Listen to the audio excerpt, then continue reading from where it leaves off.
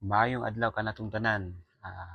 Karong nga video kumbaga adunay excitement no exciting ang atong paghahisgutan. So before that, I am Anthony Chua Dahili. Known as Stelton Chua sa Facebook nako, and then of course no ginatawag sab ko nila diri sa mo ang barangay as Kuya or Daddy Cap or Kuya Cap or Daddy, as a former punong barangay sa among barangay. So before that po no, salamat kayo sa mga viewers, sa mga followers, usab na ako din hano nga nag-continue sa pag-follow, nag-share, and then of course no, nag-share sa akong video para at least nga makatabang po ta sa uban, makahatag po tag knowledge po sa uban. So dili na tudugayon, ato ang paghahisgutan karon mao ang kabahin sa mga chismis, mga tirang-tirang din ha sa mga silingan, kung sa papangdaot sa mga silingan sa sikatawo, kung unsay katubangon nila nga kaso kung dili sila mag-undang niini nga bisyo. So, sagot ta. Kung ang mga tawo manghilabot no or ang imong silingan manghilabot, magdaot, sige balik-balik, sige tabi-tabi anang chismis, nga makadaot sa dungog sa ubang tawo, sa reputasyon sa ubang tawo, or makadaot diya sa imong reputasyon labi sa imong pamilya ug sa uban nga mahimo nga makasamok no or diha sulod sa imong pamilya sa imong kagalingon. Mahimong makasuhan no? Depende sa ilang gibuhat nga sa ilahang gibuhat diha no, sa imuha or sa ilaha. So ania no ang mga posible nga kaso nga ipasaka ngadto kaniya o kanila nga kanang sigig panghilabot ya sa imuhang kaugalingon no, si paghimantay, si panchismis, si pagdaot. So muni ilahang matubangan nga kaso. Una, slander or oral defamation. So kung ang ilang gisulti nga dautan nga mga pulong makadaot sa dungog no, igong basihan no, mamahimo silang kasuhan og slander, and that is under Article 358 sa revised penal code. So sa slander adunay duha no nga atong basihan. Ang una mao ang grave slander. So muna itong timan-an, grave slander. Kung grabe ang epekto sa ilang gisulti, ah, mamahimong dako ang ilang silot. Muna gitawag nga grave slander. And then, napi isa, ang simple slander. Ang simple slander, kung dili kaayo bugat no, ang pulong nga ilang giistorya, gipadangat ngadto sa uban, nga nadungog nimo, mas gamay ang ilang silot, mo na gitawag nga simple slander. So, ang ikaduha nga ilang atubangon nga kaso is ang libel. No, ang libel kung ilang gisulat, mo na itong timan-an, ilang gisulat, gipost sa social media, and then gipublish pagyud ang daotang mga butang bahin sa usa ka tawo or bahin sa imuha.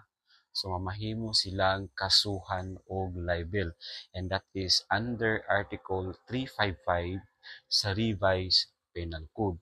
So mas bugat ang silot sa libel kaysa slander. Ano man, ang libel kay kumbaga di ko ano siya ba kanang murag gisulat, gipost sa social media o gipublish pagyud no ang pagpangdaot diha kanimo. And then of course ang kumbaga ang slander is kumbaga verbal giistorya no.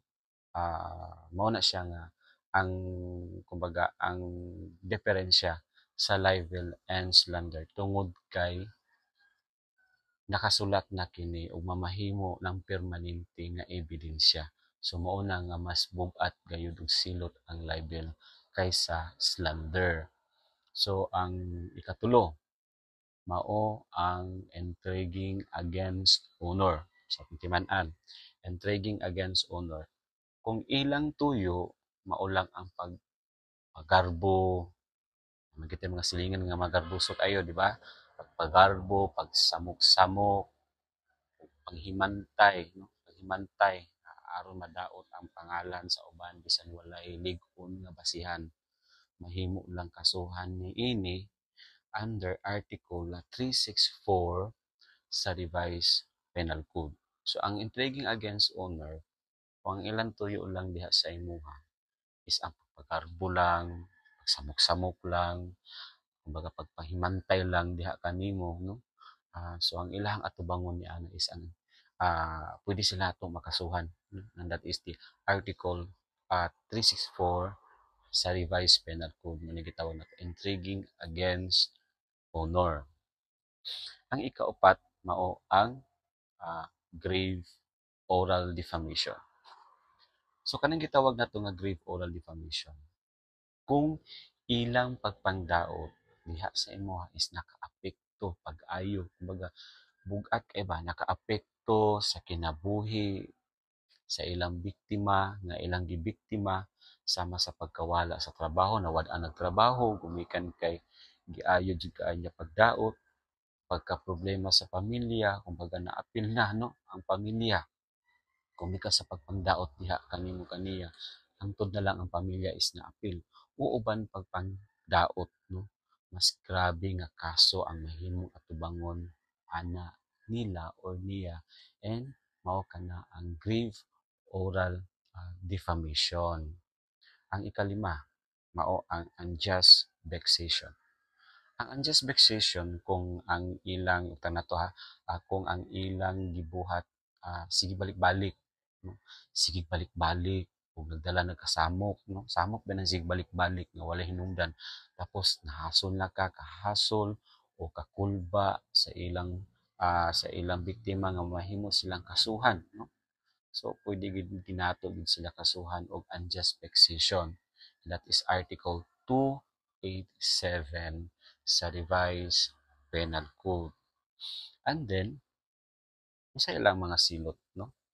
Sa silot o penalidad. So mga silot o penalidad or mga penalty nga angay nilang atubangon kung dili sila mag-undang ni ining mga butanga, no? Ang pangdaot, ang chismis, paghimantay diha sa isig ka tawo. Depende sa kaso kung mamahimong magmulta sila o kumbaga um, makasuhan o imprisonment nga magdepende sa grabe sa ilang gibuhat. So pwede mapriso tayo no kung grabe gayud ang imong gibuhat ya sa pagpandaot diha sa imong isig ka tawo. Kung ang chismis o pagpangdaot gipo sa social media, mas grabe ang silot.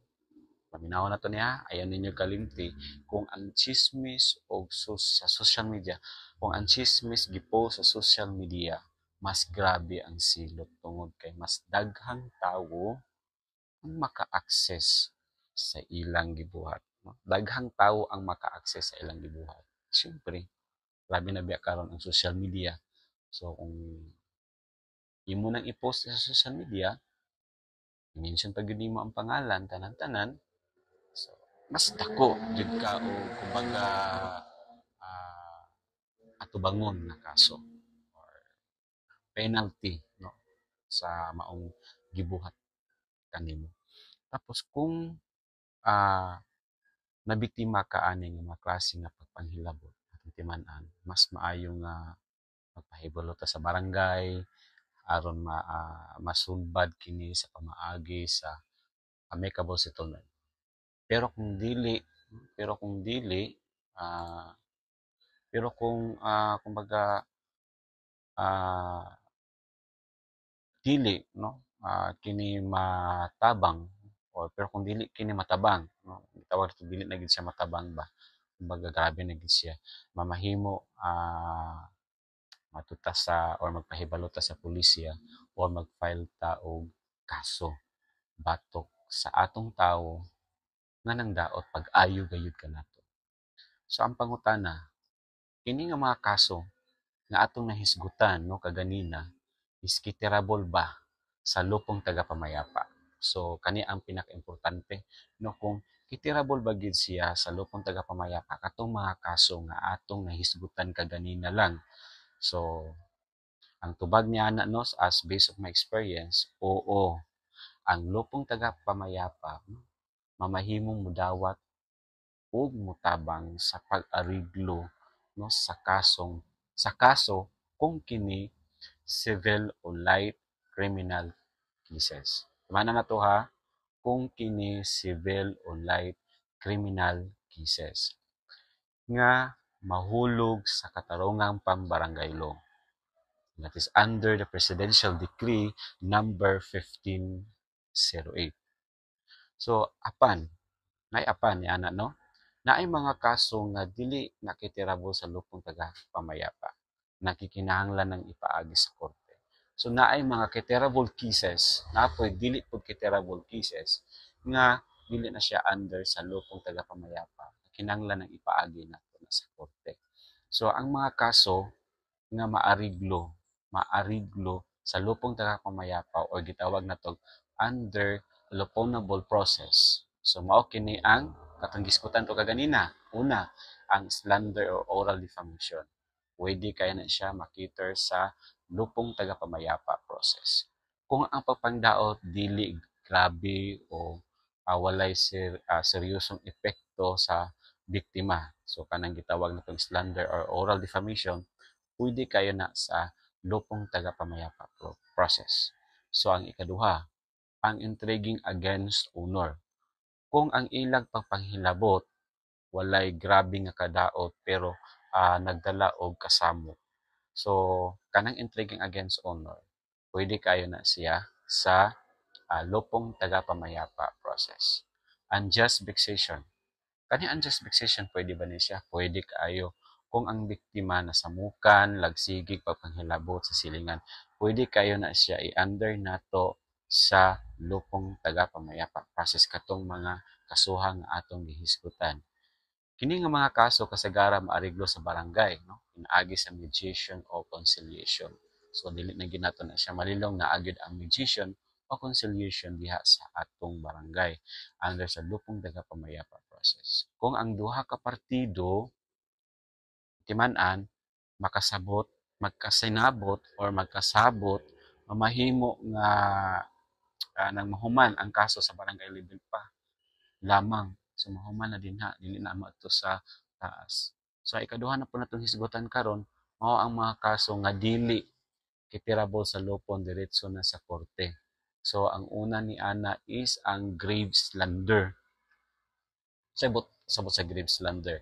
Kung grabe na kaayo ang epekto sa pagpangdaot, no?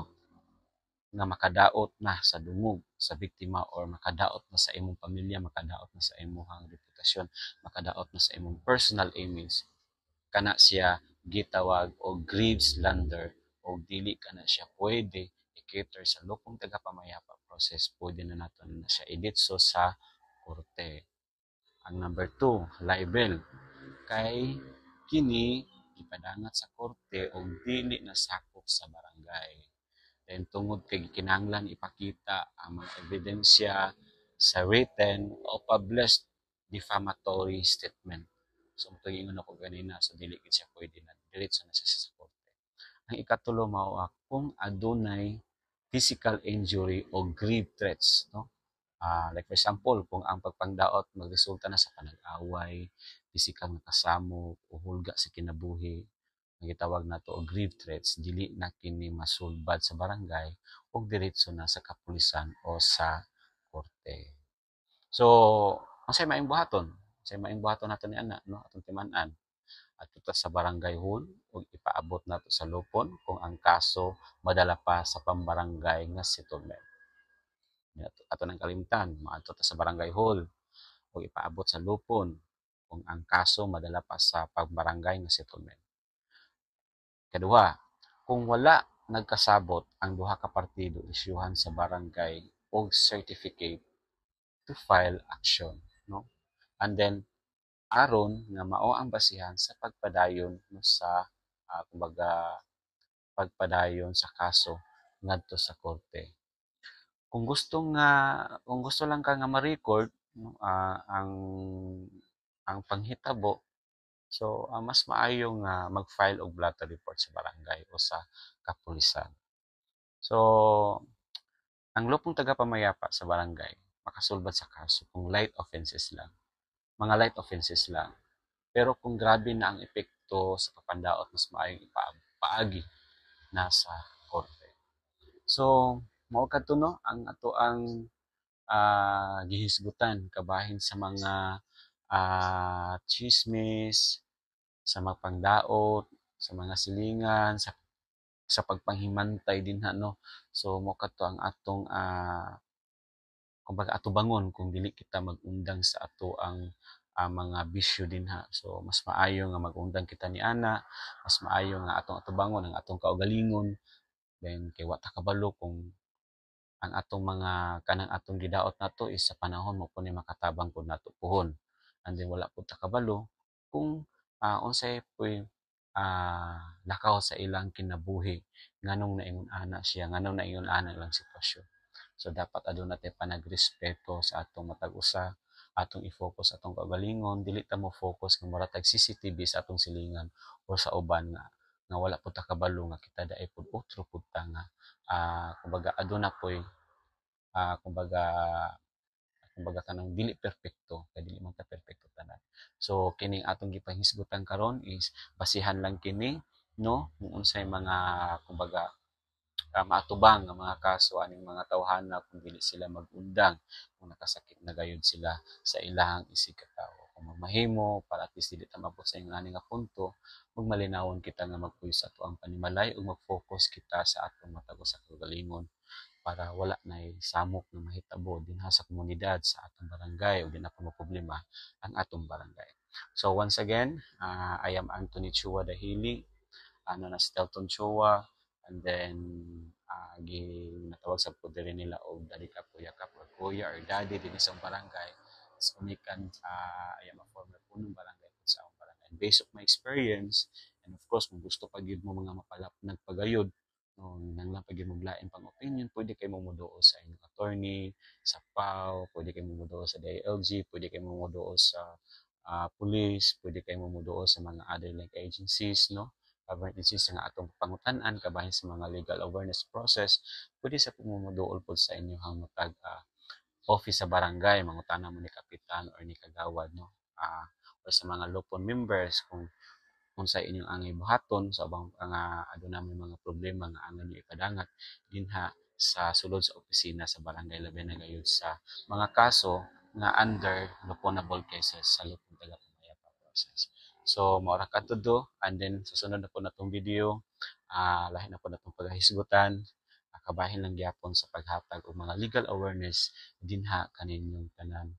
And then salamat po kayo nga sa pagsubaybay sa paglantaw sa akong video, sa pag-share sa video para usab makahatag kita or makatabang no sa hatag laing mga additional opinion or knowledge sa uban nga wala pa yung tao nakabalo pa pod kung unsa pa mga kaso nga angay nga ipalapnag or ihatod no ngadto sa barangay nga under sa barangay nga mga kaso nga angay nga iproseso sa lupon taga pamayapa process. So, hantod na po sa sunod na tong video.